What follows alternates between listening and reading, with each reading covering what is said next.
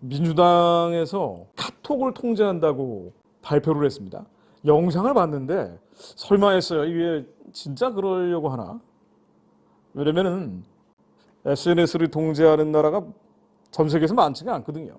중국이나 그런 나라들 말고는 없기 때문에 설마 한국 같은 민주화가 돼 있다라고 자랑스럽게 여겨온 나라가 설마 카톡을 통제하랴라는 설마 했는데 그 영상 보니까 진짜로 그렇게 한다 그러더라고요. 대표적인 유튜버를 고발했지만 단순히 유튜브만이 아니라 거기에 동조하고 그 생산된 허위 조작 정보를 유통시킨 그 개인 책임자들에 대해서까지도 끝까지 책임을 물을 것임을 강력하게 경고드립니다. 저희는 댓글 그리고 가짜뉴스를 포함한 커뮤니티에서 단순히 퍼나르거나 카카오톡을 통해서도 내란 선전과 관련된 가짜뉴스를 퍼나른다라는 것은 충분히 내란 선전으로 처벌받을 수 있음을 말씀을 드리겠습니다. 그리고 단순히 퍼나르는 일반인이라 할지라도 저희는 단호하게 내란 선동이나 가짜뉴스에 대한 내용으로 고발하겠습니다. 그렇기 때문에 그런 내란 행위에 가담하는 일들이 없도록 하셔야 된다는 말씀 드리겠습니다. 이상입니다. 예, 저희들이 그 내란 공범, 내란 폭동과 관련된 선전 선동에 대해서는 일절 예에 두지 않고 철저하게 집요하게 쫓아가서 고발하고 그 고발 전 과정을 법적으로 철저하게 따져 들어갈 계획입니다. 국회의원들이 나와가지고 발표를 하는데 내란 관련해서 댓글을 쓴다든가 윤석열을 지지하는 댓글이죠. 이런 댓글을 쓴다든가 아니면 탄핵이 잘못됐다든가 뭐 이런 댓글일 겁니다. 댓글 또 커뮤니티에 글을 올리는 거, 가짜 뉴스를 퍼뜨리는 거. 근데 가짜 뉴스인지 진짜 뉴스인지는 민주당이 판단을 하는 거니까. 민주당이 불리한 뉴스를 가짜 뉴스라고 부르니까 민주당의 불리한 뉴스를 다 포함하는 거로 보여집니다. 그리고 카톡에 내란 선전, 뭐 내란을 선전하는 내용이 뭔지는 민주당이 판단을 하는 거니까 민주당이 불리한 내용이겠죠. 이런 거를 카톡으로 옮긴다든가 내란 선전을 하는 가짜 뉴스를 퍼나르는 거, 이거는 가만히 내버려 두지 않겠다. 철저하고 집요하게 쫓아가서 고발하겠다 이렇게 했어요. 그러니까 이미 그 민주당의 비판적인 유튜버들, 물론 이제 모든 유튜버는 아니고 워낙 그런 유튜버들이 많기 때문에 영향력 있는 유튜버들이죠. 구독자가 뭐 30만, 40만, 100만 넘는 사람들이 많으니까 이런 사람들이 이미 여러 명 고발을 했는데 내란죄 혹은 내란 선전죄, 내란 선동죄로 고발을 했는데 이거 말고 일반 국민들의 카톡, 댓글, 뉴스 퍼나르는 것들을 다 처벌하겠다라고, 처벌이라는 정확한 용어를 썼습니다. 그러면서 이런 얘기도 했어요. 이 허위 조작 감시단의 국회의원이 얘기하기를 단순히 퍼나르는 일반인이나 할지라도 단호하게 내란 선동, 가짜 뉴스를 고발하겠다. 내란 행위에 가담하는 일은 없도록 해야 된다. 무서운 얘기죠. 카톡을 검열하겠다는 얘기인데 법적인 방법들 고소고발을 통해서 대국민 겁박을 하겠다는 얘기죠. 헌법에는 양심의 자유, 표현의 자유가 있는데 가장 중요한 인간의 자유인데 이 양심의 자유, 표현의 자유를 기본적으로 억압하는 내용입니다.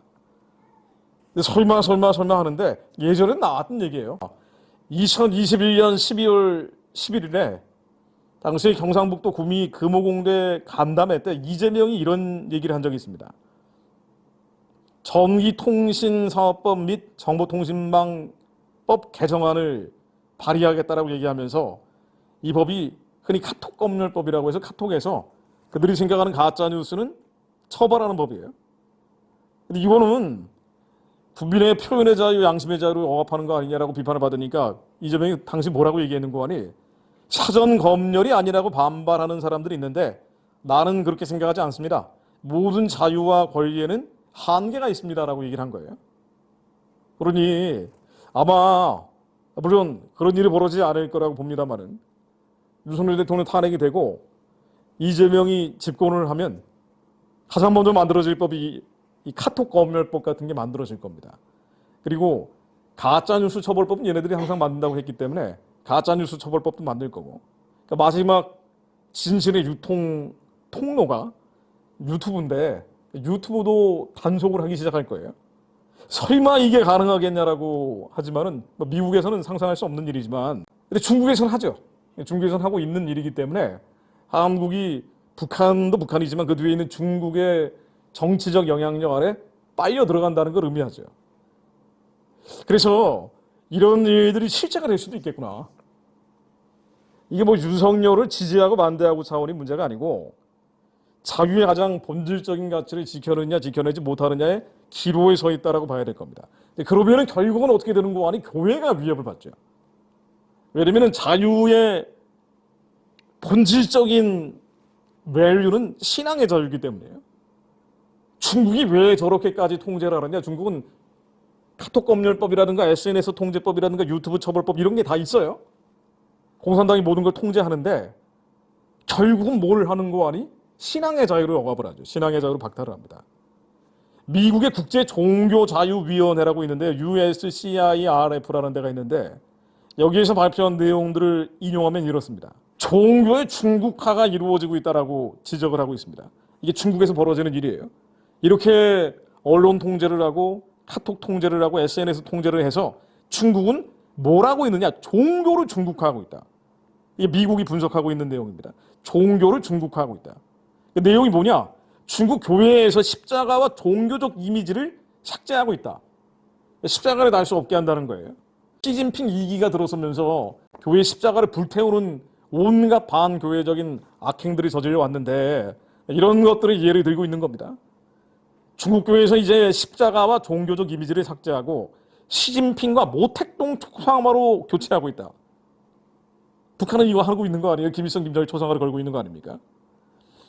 중국에서 교회 탄압을 하고 있는 사례를 보면 2017년 말에 교회를 단속해서 선교사들을 모두 추방을 했고 2018년 2월 달에 종교 사무 조례를 만들어서 기독교의 중국화, 바로 이 종교의 중국화죠. 5개년 계획을 세웠어요.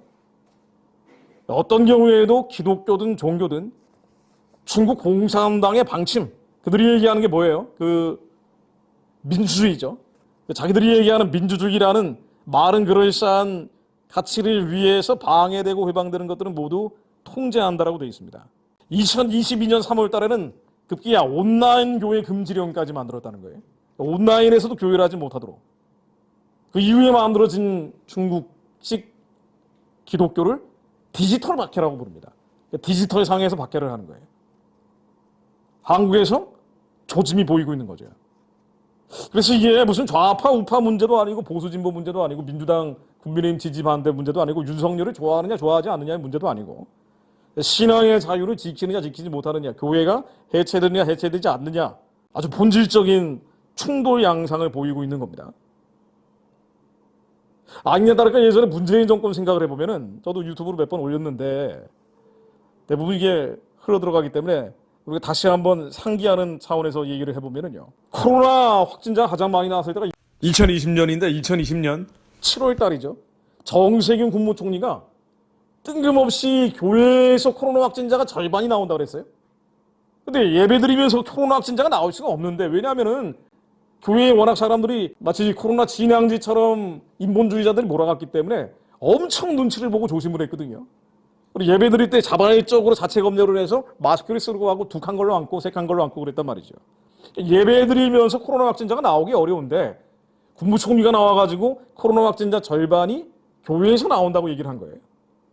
그러더니 며칠 뒤에, 일주일 뒤에 교회 핵심 방역 수칙 의무화 조치라는 게 나오고 또 며칠 뒤에 교회 방역 조치 강화 방안이라는 걸 만들어서 코로나 확진자가 한 명만 나오면 교회 자체를 폐쇄하거나 예배를 셧다운 시키기 시작한 거예요.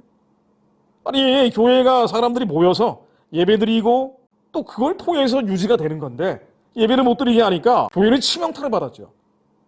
실제로 국민일보 보도된 내용인데요. 그 2년 동안 이 교회에 대한 방역 조치를 강화하고 의무화하는 그 2년 동안 4,519개의 교회가 사라졌다고 나옵니다.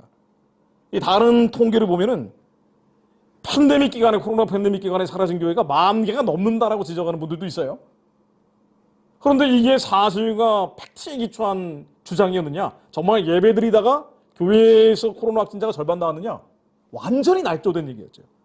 그러니까 아예 근거가 없는 얘기였어요. 3일 동안 수원이라는 지역에서 코로나 확진자 절반이 기독교인이었다라는 통계를 가지고, 그러니까 전수조사를 한 것도 아니고 뭐 일정한 기간을 늘려서 잡은 것도 아니고 한 달이면 한 달, 1년이면 1년 이렇게 기간을 잡은 것도 아니고 고작 3일 동안 수원에서 코로나 확진자 절반이 기독교인이라는 이유로 정세균이 발표를 했는데, 이것조차도 나중에 기독교인들이 억울해가지고 소송을 걸었어요. 그랬더니 뭐라고 법원에서 나오는 거 아니? 이 수원에서 나온 코로나 확진자도 한 4차례에서 코로나 확진이 돼서 감염이 된 거라고 나왔습니다. 예배를 드리면서 코로나 확진된 사례가 없다는 얘기예요. 교회를 통해서 확진된 사례가 없는데도 불구하고 날조된 통계, 조작된 통계를 가지고 교회에만 콕 집어서 잡은 거예요. 정작 사람들 많이 모여있고 밀집돼 있고 밀폐돼 있고 밀접하게 모여있는 백화점이라든가 공공기관이라든가 지하철이라든가 이런 데는 아예 안 건드리고 교회만 이렇게 잡은 겁니다. 그렇게 사라진 교회가 4,519개, 많게는 10,000개가 더 될 수 있다고 얘기하고 있습니다. 그런데 만약 이런 엄격한 감시와 통제가 더 확산돼 버리면은 가장 큰 피해를 보는 건 교회죠. 교회가 가장 큰 피해를 보게 됩니다. 디지털 박해가 남의 나라 일이 아닌 한국에서 벌어지고, 이렇게 되면은 전 세계에 있는 한민족에게 영향을 줄 수밖에 없게 되죠. 자, 그런데 우리가 여기서 한 가지 생각해 볼 문제는 왜 이런 일들이 한국에 벌어지느냐예요. 왜 한국에 이런 일들이 벌어지느냐입니다. 예레미야 4장 7, 9절, 사자가 그 수풀에서 올라왔으며 열방을 멸하는 자가 나왔을 때 내 땅을 황무케 하려고 이미 그 처소를 떠나 나왔은즉 내 성읍들이 황폐하여 거민이 없게 되리니, 사자 같은 징계자, 심판자가 온다고 얘기하고 있습니다. 4장 51절 보면은요, 31절 보면은 내가 소리를 들은 즉 여인의 해산하는 소리 같고 초산하는 자의 고통하는 소리 같으니 이른 딸 시온의 소리라. 그가 헐떡이며 그 손을 펴고 이르기를 내게 화가 있도다. 사륙하는 자를 인하여 내가 심령이 피곤하도다 하는도다. 4장 7, 9절에서는 사자라고 표현하고 있고요, 라이온이라고 표현하고 있고 31절에서는 사륙하는 자, 머더러라고 표현하고 있습니다. 유대 백성들을 잡으러 사자가 오고 살인자, 머더러가 오는 거예요.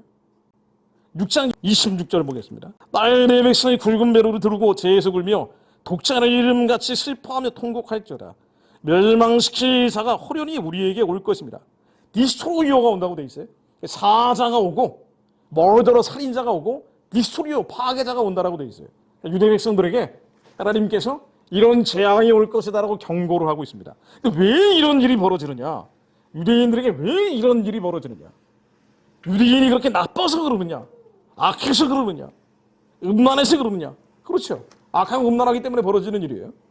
그런데 적어도 사자나 라이온, 디스트로이어 파괴자, 사륙자, 머더러보다 나은 거예요. 지 옆에 있는 바벨론 족속이나 아수르 족속보다는 나은 게 그래도 유대인이었어요. 한국 사람들이 악하고 음란하기 때문에 이런 일들이 벌어지지만 그래도 마지막까지 버티고 있는 교회가 한국 교회란 말이죠. 한민족 교회예요. 그나마 나은 사람들이 한국 사람들이에요. 선교지에 가서 목숨 걸고 순교하고 있는 사람들은요, 한국인 선교사들이에요. 예루살렘에서 그래도 마지막까지 이스라엘 회복을 위해 기도하고 있는 사람들은 한국 사람들 아닌 미국 사람들입니다. 상대적 기준으로 보면은요, 멸망 바라는 백성들이 너무 많아요. 이 살인자 같은 자들, 머더러 같은 자들, 파괴자 같은 자들, 디스트로이어 같은 자들, 라이온, 사자 같은 족속들이 많다고요. 그런데 왜 한국에서 이렇게 이상한 일들이 많이 벌어질까? 어떤 면에서는 억울한 일입니다. 우상숭배로 따지면은요, 일본이 우상숭배를 얼마나 많이 합니까? 근데 왜 한국 사람들이 이런 혼돈혼란 무질서 상황을 겪어야 되는지, 왜 이런 일들이 벌어지고 해외에 나와 있는 천만 가까운 디아스포라까지 염려하고 근심하고 고통을 겪어야 하는지 말이에요. 어떤 면에서는 억울한 일인데, 그래서 유대인들도 억울해한 거예요. 아니, 왜 우리만 이렇게 당해야 됩니까? 저렇게 나쁜 백성들, 나쁜 족속들, 나쁜 민족들이 많은데 왜 유대인들만 이렇게 하나님 어렵게 하고 힘들게 하고 괴롭게 하시고 이 시기는 칼과 기근과 연병과 나중엔 추방을 해버리고 전 세계 디아스포라로 흩어져 버리십니까? 흩어져 버리게 하십니까? 이렇게 하소연하는 거예요. 그래서 하나님한테 삐져버리는 겁니다. 하나님에 대해서 원통하고 억울하고 원망하는 마음들이 생기고, 머릿속은 유대인들이 어릴 때부터 토라를 읽으면서 이 진흙이 발달이 돼 있는데 그 억울하고 원통하고 답답한 마음들이 인본주의 휴머니즘이라는 걸 만들어낸 거예요. 그러니까 하나님을 대적하는 이론 체계를 만들어낸 게 바로 유대인들이죠. 바로 하나님한테 삐져버렸기 때문에. 왜 우리만 이렇게 당해야 됩니까? 억울하고 원통한 일을 겪어야 됩니까? 라고 탄식을 하는 거예요. 상대적 기준으로 보면 그나마 나은 사람들인데 왜 하나님 한국에 이런 혼돈, 혼란, 무질서를 푸십니까? 라고 하나님께 묻는다면 하나님이 이렇게 답하실 거예요. 상대적 기준이 아니고 다른 민족들보다 더 나아서 뭐 이걸 가지고 너희들이 자랑할 문제가 아니고 나는 너희들을 절대적 기준, 내가 거룩한 것처럼 너희도 거룩하길 바란다라고 우리에게 답을 하실 겁니다. 유대인들에게 똑같은 얘기를 하십니다. 아니 유대인들이 가장 나은 사람, 그나마 나은 사람들이었어요. 하나님을 아는 사람들이 많았으니까. 그렇잖아요. 유대 백성들이 아수르나 바벨론이나 갈대아인보다 나은 사람들 아닙니까? 그런데도 불구하고 왜 이런 칼과 기근과 연병과 추방을 하면서 끊임없이 실은 환란 고난을 겪게 하십니까? 왜 이런 재앙이 옵니까? 라고 기도했을 때 주님이 말씀하신 것은 언제나 같은 답입니다. 내가 너희를 특별하게 불렀다는 거예요. 아멘. 해야 할 일이 있다는 거예요. 아멘. 사명이 있기 때문입니다. 아멘. 하나님이 특별히 부른 사람들, 해야 할 일이 있는 사람들, 사명이 있는 사람들은 그 사람들은 상대적으로 선한 게 아니고 절대적으로 선해지기 원하죠. 단순히 착하게 사는 것으로 만족하는 거 아니에요. 하나님 만족하시지 않습니다. 내가 이렇게 착하게 살았는데 선하게 살았는데 아니 그런데 하나님 왜 인생을 이렇게 풀리지 않게 하십니까? 하나님 왜 이렇게 억울하고 원통한 일들을 많이 겪게 하십니까? 하나님은 그 사람들을 특별하게 불렀기 때문이에요.